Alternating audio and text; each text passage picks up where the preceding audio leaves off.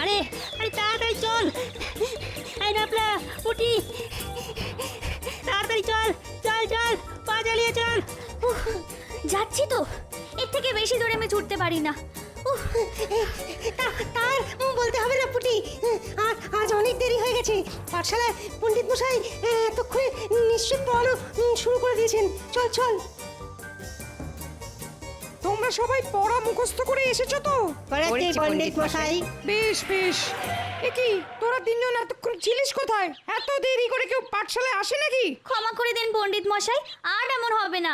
যেমন দাদু তার তেমন নাতি নাতনি।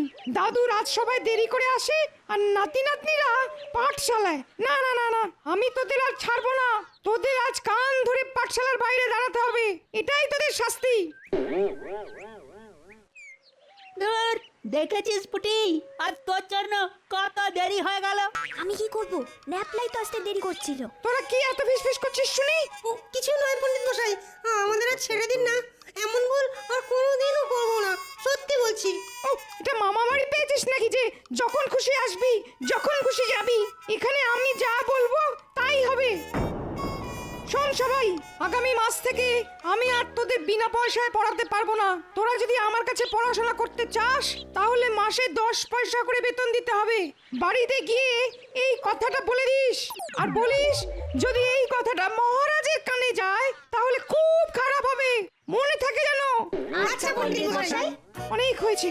আর না, এবার আমি আমার সব ছাত্রদের কাছ থেকে বেতন নিয়ে নিজের ট্যাগে ঢোকাবো। শিক্ষা তো আর বিনা পয়সায় দেওয়া যায় না। ভাই, বাড়িতে গিয়ে কি বলবি? পণ্ডিত মশাই যেটা বলেছেন সেটাই বলবো, না হলে পণ্ডিত মশাই আমাদের আর পড়াবেন না বলেছেন। কিন্তু মহারাজ তো আমাদের পড়াশোনার জন্য অবৈতনিক পাঠশালা খুলে দিয়েছিলেন, তাহলে পণ্ডিত মশাই বেতন চাইলেন কেন? ওসব বড়দের ব্যাপার রে পুটি, নাক গলাস না, নাকটাই লম্বা হয়ে যাবে। এই তোরা হাসছিস কেন রে? নাক লম্বা হয়ে গেলে তোকে কেমন দেখতে লাগবে সেটাই চিন্তা করছিলাম। আমরা চললাম না পুটি। বিকেলে আমরা গোপাল দাদুর বাড়িতে যাব ভূতের গল্প শুনতে। আবার পুচকাকে বলে দিস।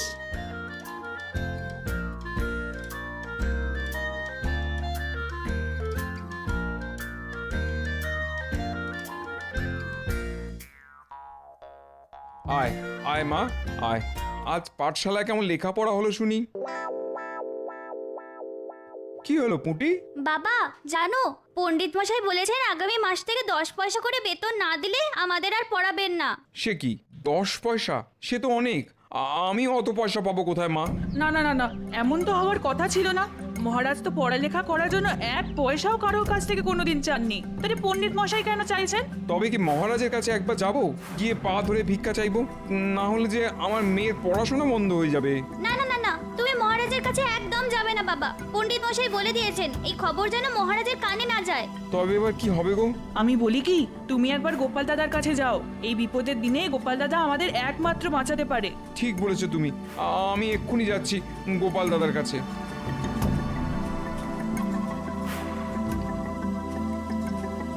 ও গোপাল দাদা, গোপাল দাদা, আরে বাড়ি আছো? মানুষটা গেল কোথায়? এদিকে ঘরের দরজা যে খোলা, নিশ্চয়ই ভেতরে আছে। যাই একবার ভেতরে ঢুকে দেখি।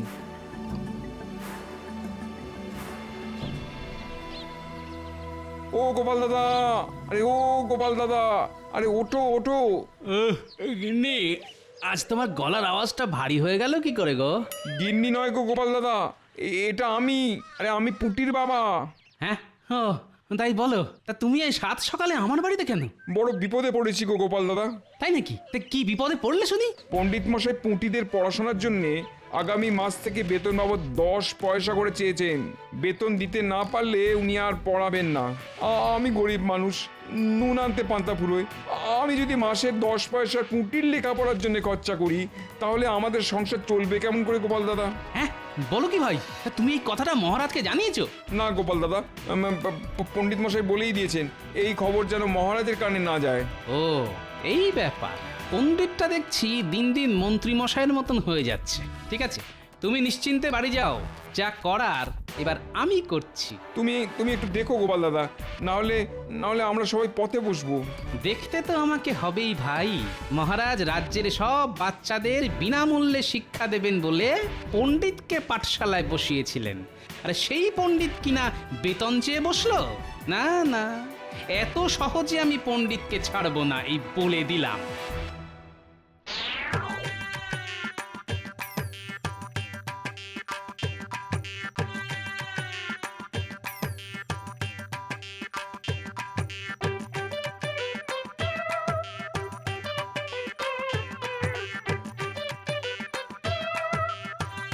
কি ব্যাপার, আজ রাজসভায় তো ফাঁকা ফাঁকা লাগছে কেন?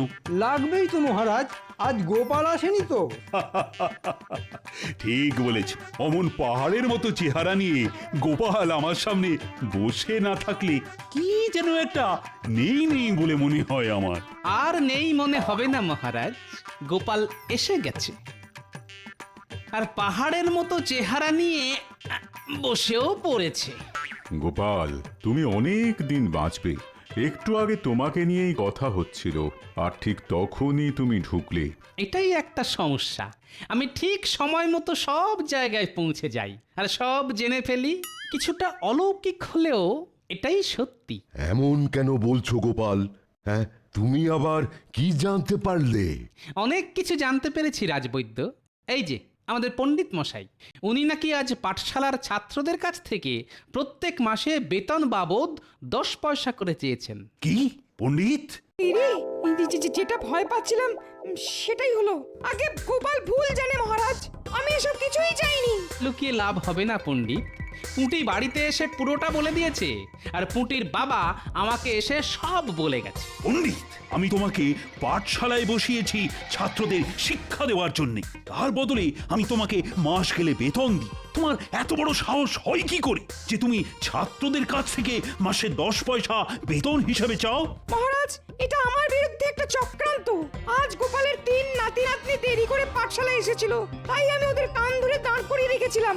ওরা সেটারই বদলা নিচ্ছে মহারাজ, আমি নির্দোষ। গোপালের নাতি নাতনিগুলো গোপালের মতোই ধরিবাজ মহারাজ। একবার তো গুলতি দিয়ে মেরে আমার মাথায় আলু বসিয়ে দিয়েছিল। বেশ, আমি দুজনের কথাই শুনবো এবং সত্যি মিথ্যে নিজে যাচাই করে দেখব। কোথায় চললেন মহারাজ? আমি নিজে ছাত্রছাত্রীদের বাড়িতে বাড়িতে যাব, গিয়ে তাদের সঙ্গে কথা বলবো। পণ্ডিত, গোপাল, তোমরাও আমার সাথে চলো। চলুন মহারাজ, এবার দুধ আর জল আলাদা হয়ে যাবে।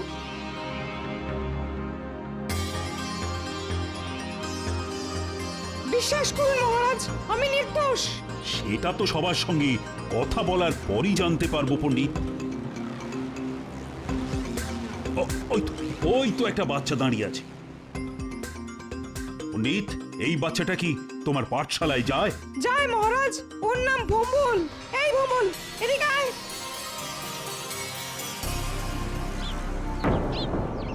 তুমি আজ পাঠশালায় পড়াশুনো করতে গিয়েছিলে?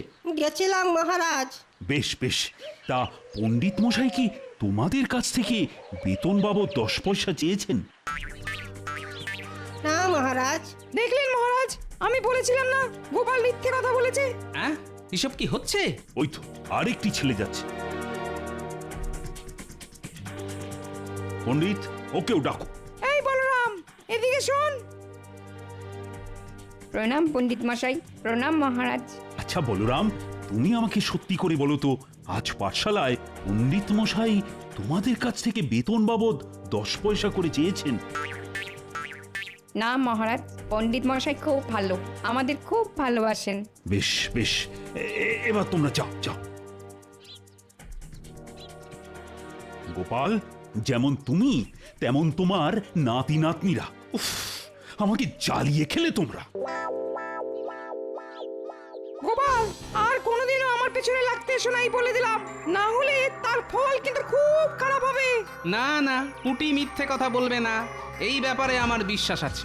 আর আপনি যে ওই বাচ্চাটার দিকে তাকিয়ে ঘাড় নেড়েছেন সেটাও আমি দেখেছি। ঠিক আছে, আমিও দেখে নেব আপনি কতদিন নিজের দোষ ঢেকে রাখতে পারেন। সত্যি একদিন সামনে আসবেই, আর সেটা আনবে এই গোপাল ভাঁড়। গোপালটা দেখছি এত সহজে থামবে না। দাঁড়াও গোপাল, তোমাকে দেখাচ্ছি মজা। ওই তো গোপাল দাদু এসে গেছে। ও গোপাল দাদু, আজ কিন্তু তুমি আমাদের ভূতের গল্প শোনাবে বলেছিলে। আরে শোনাবো শোনাবো, তোদের আমি ভূতের গল্প শোনাবো, কিন্তু তার আগে বলতো আজ পাঠশালায় ঠিক কি কি হয়েছিল। আমি বলছি গোপাল দাদু।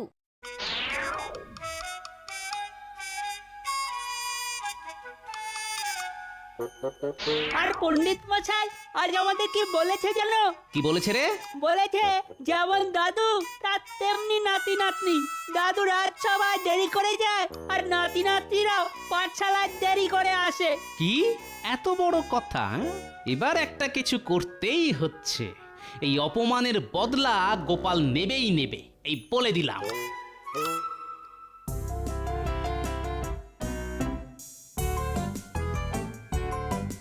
আমিও গোপালকে ছাড়বো না, কিছুতেই না।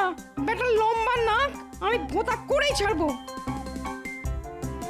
গোপালের কলা গাছে মোচা ধরেছে। আজ রাতে আমি ওটাকে হাত সাফাই করব, কিন্তু একা একা কিছু করা যাবে না। আছে আছে, ভম্বল আর বলরাম তো আছে, ওদের আমি আমার দলে টেনে নেবো। ওদের বেতন লাগবে না শুনলে ওরা আমাকে আমার কাজে সাহায্য করবে।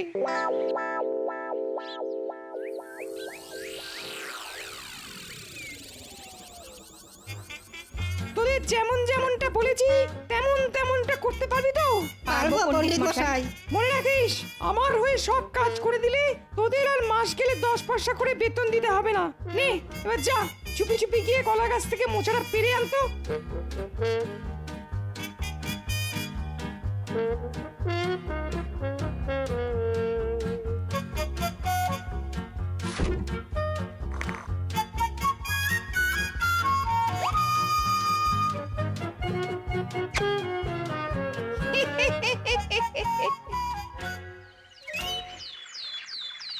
হায় হায়, এ কি হলো?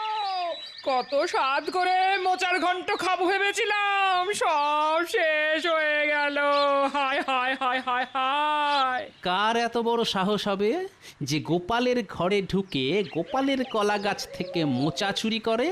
না না, এ সাধারণ চোরের কাজ নয় গিন্নি। এ কি, এটা বাচ্চার পায়ের ছাপ? তার মানে এটা কোনো বাচ্চার কাজ। কিন্তু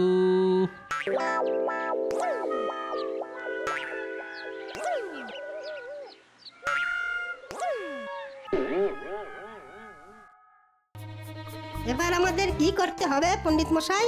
চল না চল, গেলেই দেখতে পাবি।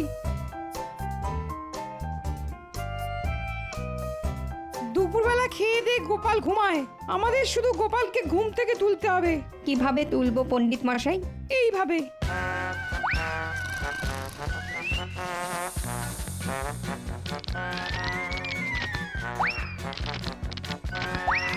ওরে বাবা, এই এই কে রে? কে আমার ঘরের চালে পাথর মারছিস রে? এই তো আমাদের রাজপণ্ডিত, সঙ্গে ওই বাচ্চা দুটো আছে দেখছি। কি সর্বনাশ হলো গো! চাল কুমড়ো গুলো সব পাথর লেগে থেতলে গেল গো! হায় হায় হায় হায় হায়। গিনি গিনি, আর কান্নাকাটি করে লাভ নেই, অনেক সহ্য করেছি, আর নয়, এবার কিছু একটা করতেই হবে। হ্যাঁ, কোথায় চললে শুনিয়ে? বদলা নিতে।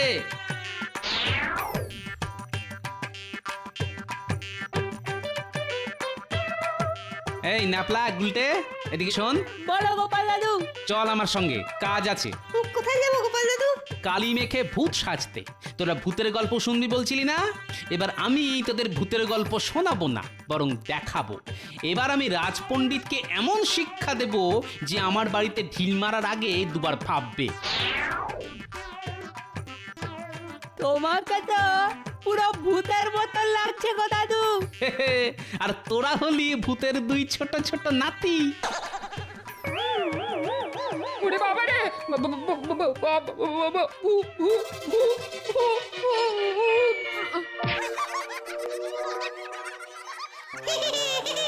দিদা আমাদের চিনতে পারেনি। এবার জমবে খেলা, চল।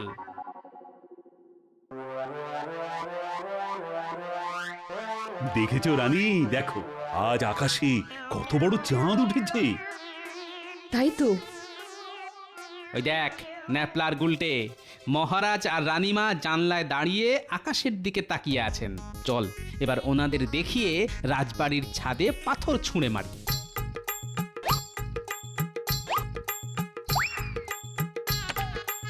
কে কে ওখানে?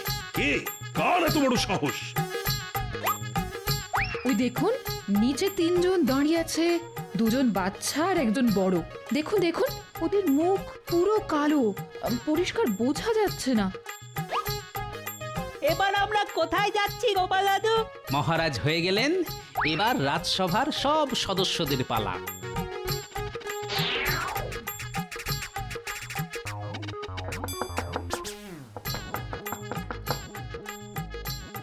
কে কে আপনারা? আমরা কালো মানুষ। কালো মানুষ? সে আবার কি? কি চান আপনারা? দেখাচ্ছি কি চাই। তবে রে, জামা কাপড় সব ভিজিয়ে দিল, একবার যদি ধরতে পারি না।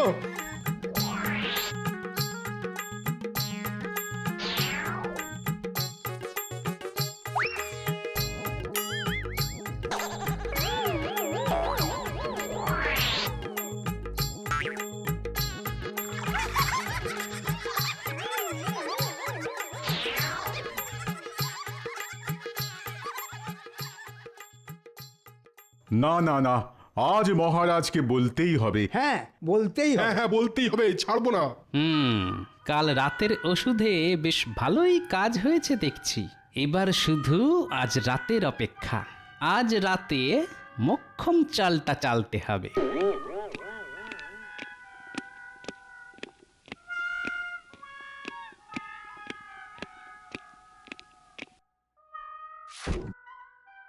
মহারাজ, কৃষ্ণনগরে কালো মানুষ ঢুকেছে। হ্যাঁ মহারাজ, কাল কাল কালো মানুষ আমার ঘরে ঢুকে সব ওষুধ আমার মাথায় ঢেলে দিয়ে গেছে। শুধু কালো মানুষ নয়, সঙ্গে তার 2 জন ছোট ছোট ছাকরেদও আছে। হ্যাঁ, তোমাদেরও কাল 3 জন কালো মানুষ আমার জানলা উদ্দেশ্য করে পাথর ছুঁড়েছে। তাহলে বুঝুন মহারাজ, কেমন বিপদের মধ্যে আছি আমরা। সেনাপতি, আর সময় নষ্ট করো না, তুমি আজ রাতেই রাজ্যে পাহারা বসাও। আগে আমি একটু বাড়ি যাব মহারাজ। কেন গোপাল? কালো মানুষ এখনো পর্যন্ত আমার কোনো ক্ষতি করেনি, কিন্তু মন বলছে এবার করবে। আর আমার ঘরে আপনার দেওয়া অনেক মোহর আছে, তাই বাড়ি গিয়ে ওগুলো আমি এক জায়গায় করে কাল ভোরে সব আপনার কাছে দিয়ে যাব মহারাজ। যতদিন না কালো মানুষ ধরা পড়ছে, ওগুলো দয়া করে আপনার কাছে রেখে দিলে খুব উপকার হয়। আচ্ছা আচ্ছা, সেই ভালো সেই ভালো। তুমি যাও গোপাল, কাল ভোরে সব মোহর তুমি আমার কাছে জমা রেখে দাও। আমার কাছে সব নিরাপদেই থাকবে। ধন্যবাদ মহারাজ, আমি চলি।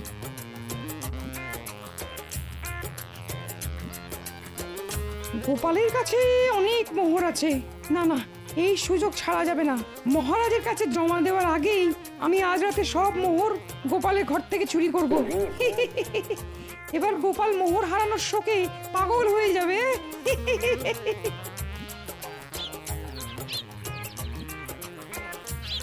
ও গোপাল দাদু! ও, তোরা এসে গেছিস, ভালো করেছিস। শোন, আজ রাতে আর একটা ছোট্ট কাজ আছে। রাতে কুলতি নিয়ে আমার বাড়িতে চলে আসিস। কি কাজ সেটা তো বলো। বলছি, শোন।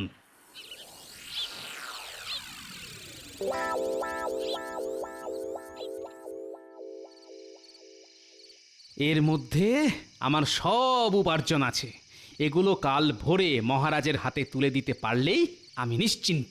ব্যাস। গোপাল শুয়ে পড়েছে আর দরজা খোলা আছে। গোপাল বন্ধ করে শুতে ভুলে গেছে। এই সুযোগ, গোপালের বিছানার নিচ থেকে মোহরের ঘোড়াটা বার করে নিয়ে আয়।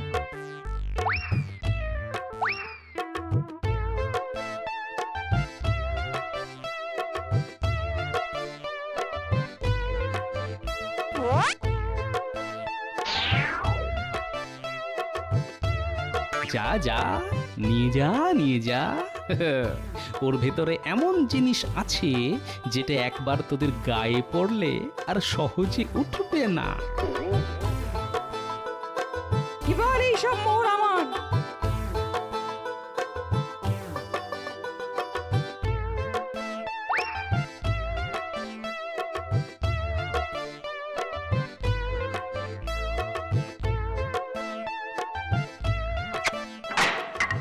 কি মোহর কোথায়? এই যে আলকাতরা। ওই তো কালো মানুষ আর সঙ্গে দুজন সাগ্রেদও আছে। ধর ওদের।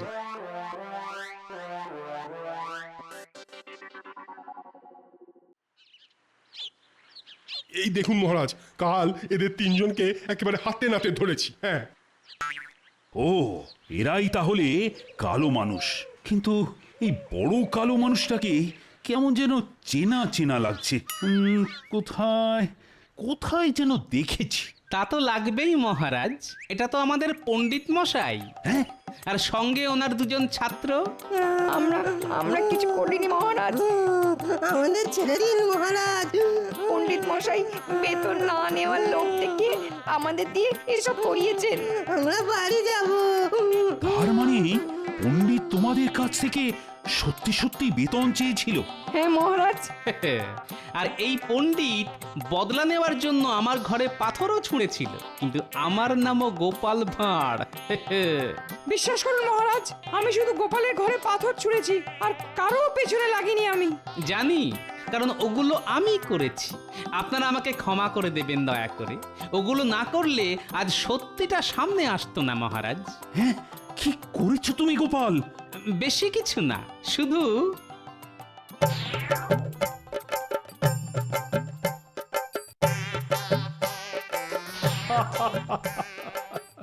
সাবাস সাবাস গোপাল সাবাস। তুমি না থাকলে যে আজ চাপের মুখে এরা শিকারই করতো না। সত্যিটা কি? আমাকে ক্ষমা করে দিন মহারাজ, আর এমন ভুল হবে না। প্রহরী, বাচ্চা দুটোকে এক্ষুনি ছেড়ে দাও, আর আমাকে একটা চাবুক দাও। আমি পণ্ডিতকে বেতন বাবদ 100 চাবুক দিতে চাই। ওরে বাবারে, লাগছে মহারাজ। এবার দেখো কেমন লাগে। রোজ আমি চাবুক খাই আর তোমরা হাসো, আজ আমি হাসবো। হ্যাঁ, ওরে বাবা,